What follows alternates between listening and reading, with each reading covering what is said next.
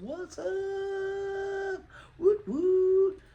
I am, hopefully this is working. I'm not sure. I think I knew why it was doing the echo. I had my Bluetooth on. I think that's why. I'm standing today, as you can tell from the level of my face.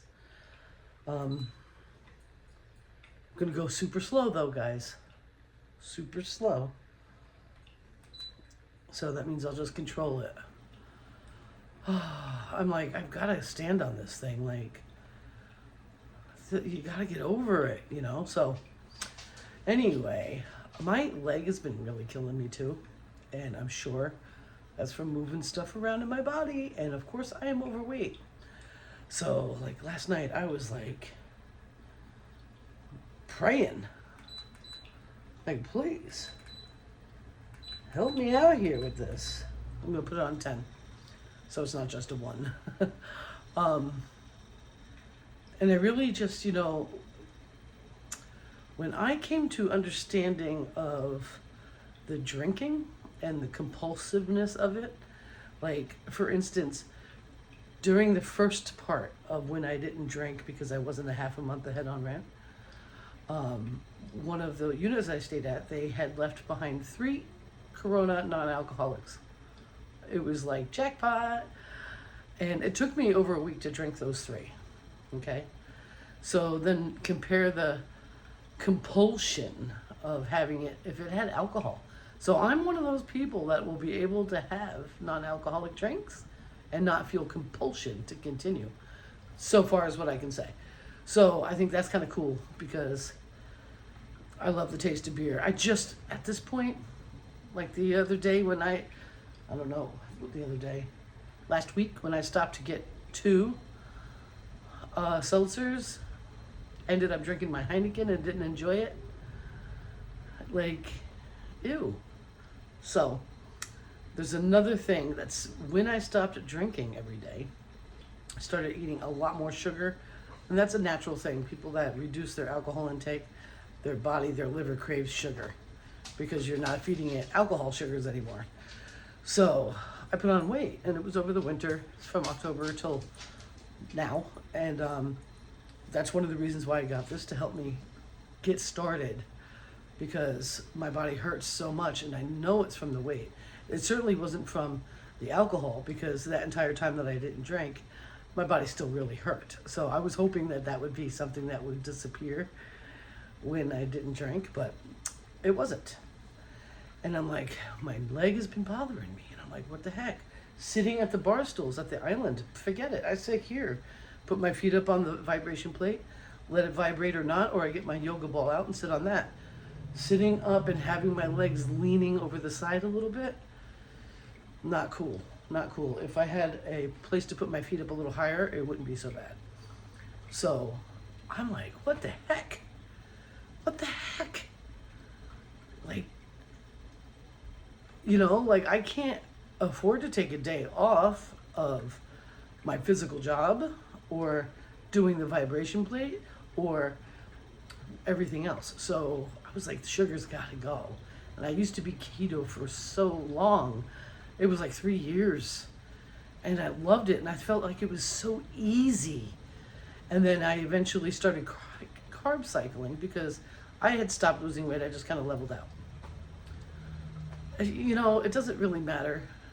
I'm okay with being a big girl, and I'm okay with being a big girl from here on in, but it can't be too big.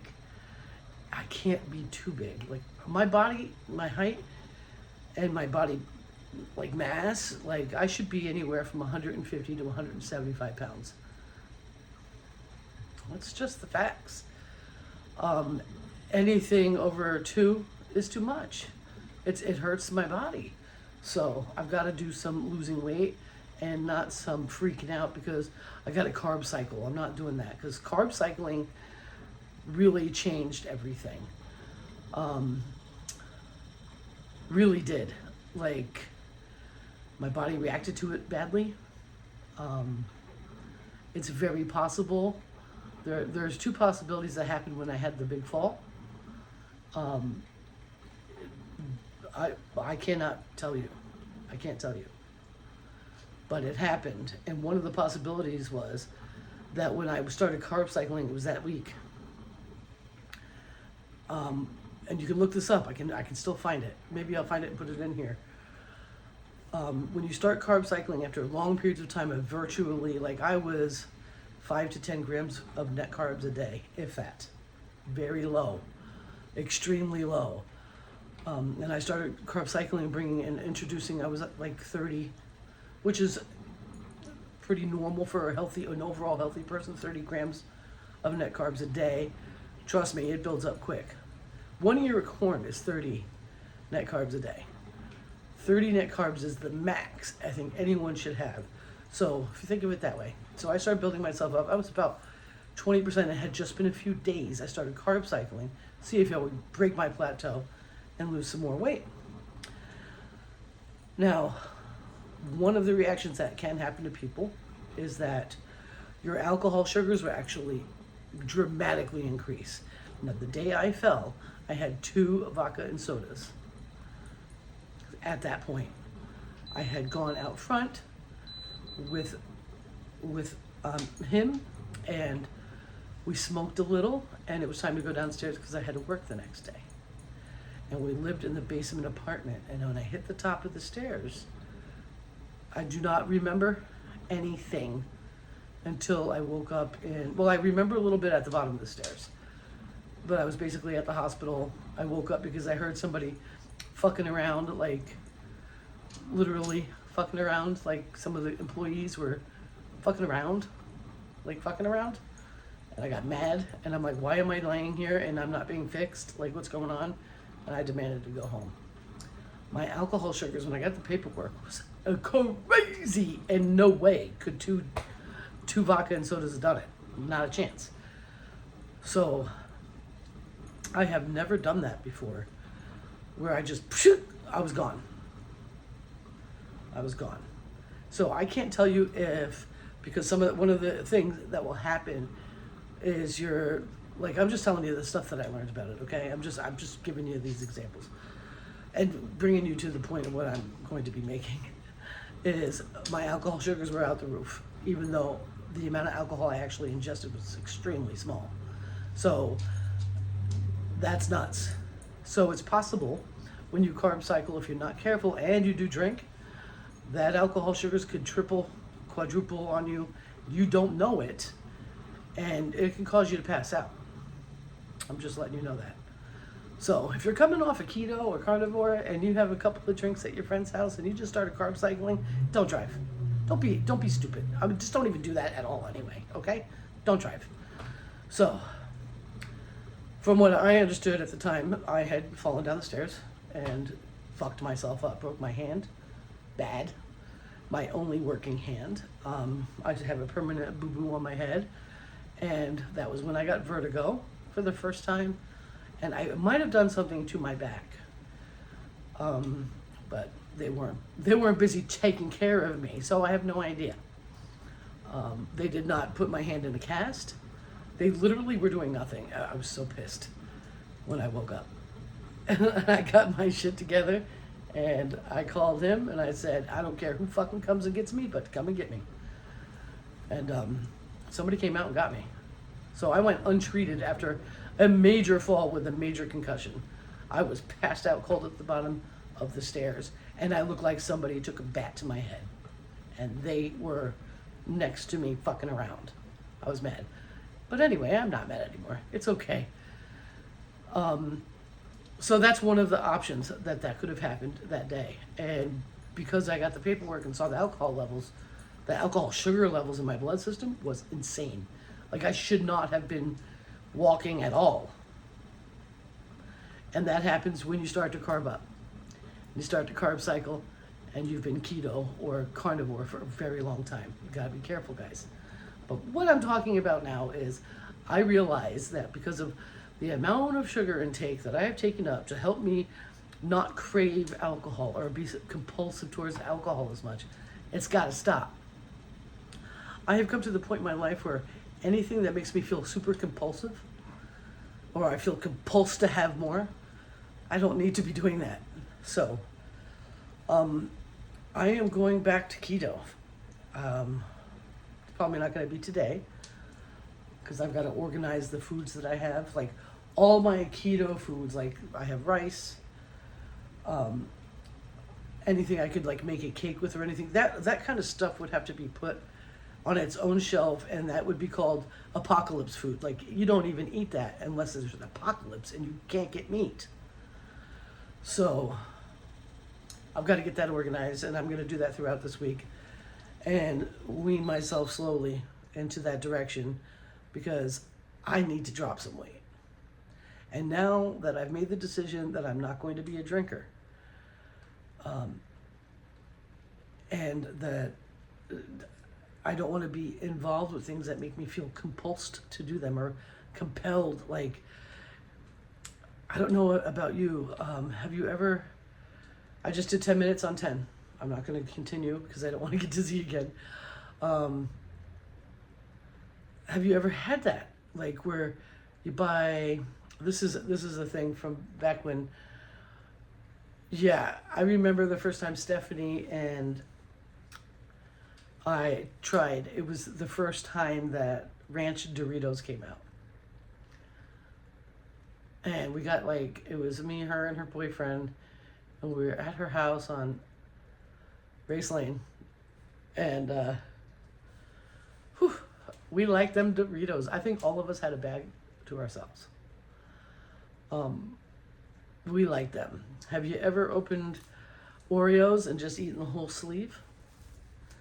Have you ever decided you were going to have some cereal and got out a mixing bowl and went to town? Have you ever seen that? Or you're like, oh, I'm just going to have one of those and you continue to go for it? That's compulsion. And that is something that I think screws with all of us. And alcohol is one of those things that will make you feel compulsion. There are other things that are way worse than that. I don't know if they're worse than that. Ooh, that's like a fine line as far as what it does to you physically. And then there are things that are worse than that. So, but sugar is like Satan. And that is part of the alcohol that makes you feel compulsed to drink it, is the alcohol sugar levels in it. So I got to give up the sugar, like it or not. And so I'm just going to let go and let God on that, for real. And I'm going to drop some weight, and I'm going to keep up with this. And I promise I'm going to do some more of those little exercises. But all this kind of came to me last night when I was sleeping. While I was sleeping, because I'm like, man, my leg is killing me. And oh my God. And I like took pictures of the back of my knees because I'm like, maybe I have like varicose vein or something there. Like it's super tender. And yeah, I got a varicose vein, but I'm 54. I probably had that forever. I'm like, oh my gosh.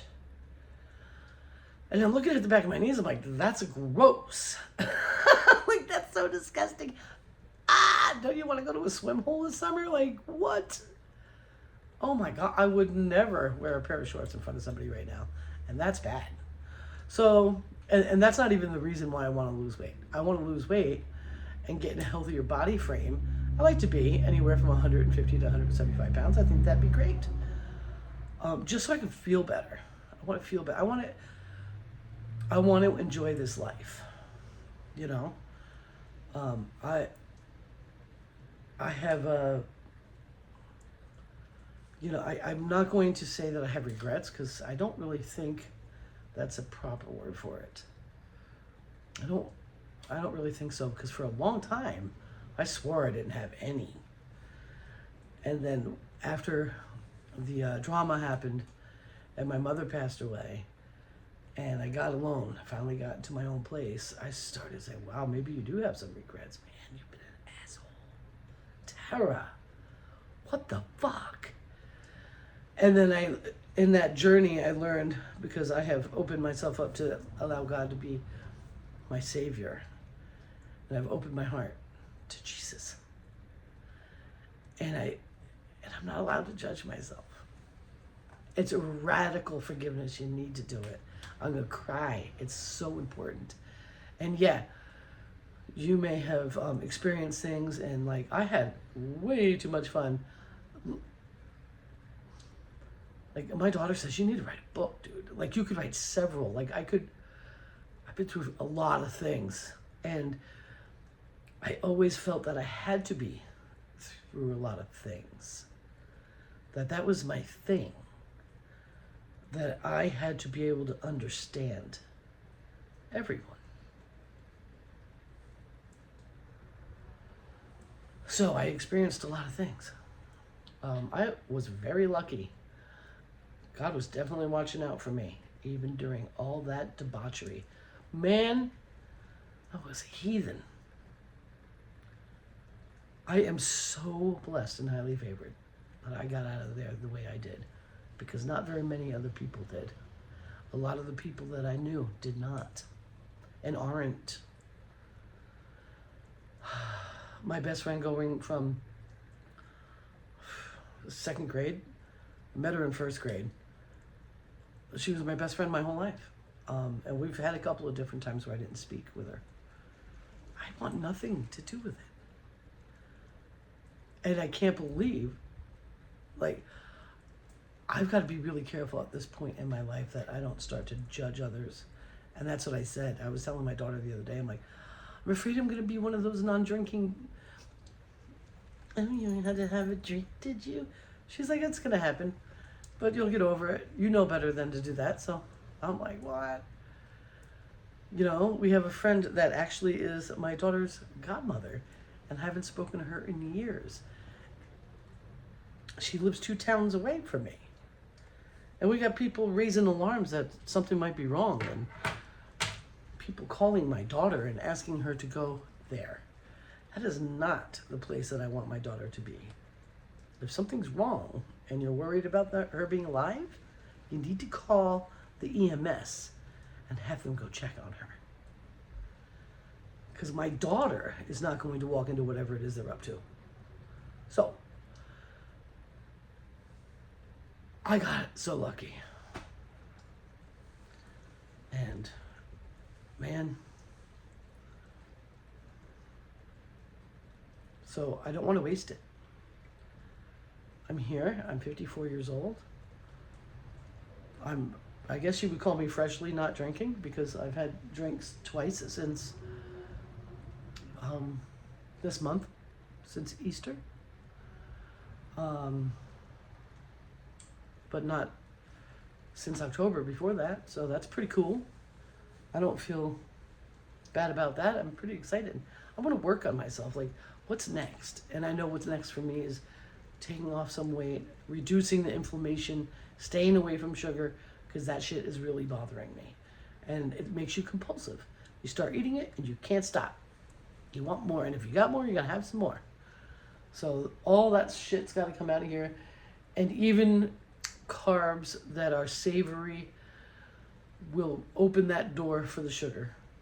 And that was why I told you the story about the carb cycling I did a few years ago.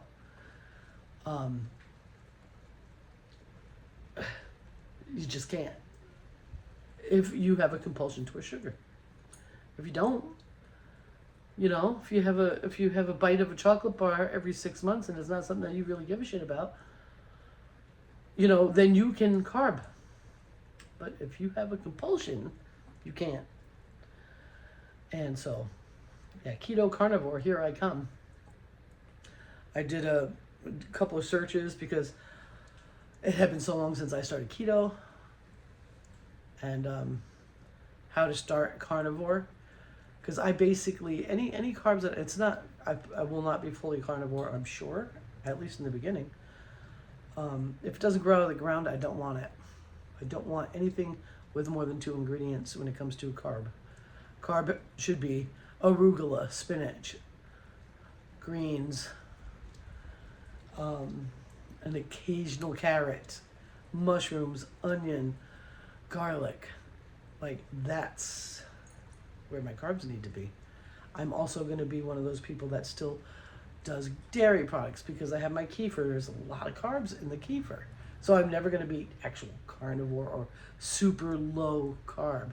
But I am going to get an app again so I can pay attention And that really helped me a lot in the beginning. I just got a little obsessive about keeping track of my carbs. And then I got to the point where I knew exactly what I couldn't have. And knew exactly that if I decided I was going to have an ear of corn at that barbecue, that was all the carbs I could have that day. So that's it. If you decide to have a bagel, you're looking at 50 carbs. It's a lot. A bagel, like just a regular freaking bagel. These are things that I used to have all the time. And once I went keto, I didn't miss it at all. I didn't crave pasta, and I used to eat pasta every day. It's nuts. So carbs make you crave more carbs, and carbs give you inflammation. So I just want God's carbs, the ones that are growing on the ground. That's what I want. And I will, with the super sweet ones that are really high in carbs, only in season. I will not do it out of season. So I know I love maple. Maple's actually really super good for you, but it's super high in carbs. So that gallon of maple I got is going to last me a long time. But I can take a teaspoon of that and add it to a marinade and not dent me. And not even, very small. So I'm excited about that. I just wanted to let you know, I know this is not 10 minutes, it's 21 minutes. I love you long time. I'm going to go. The coffee is ready. I'm going to have some. And I thank you so much for being patient with me and hanging out with me. Bye.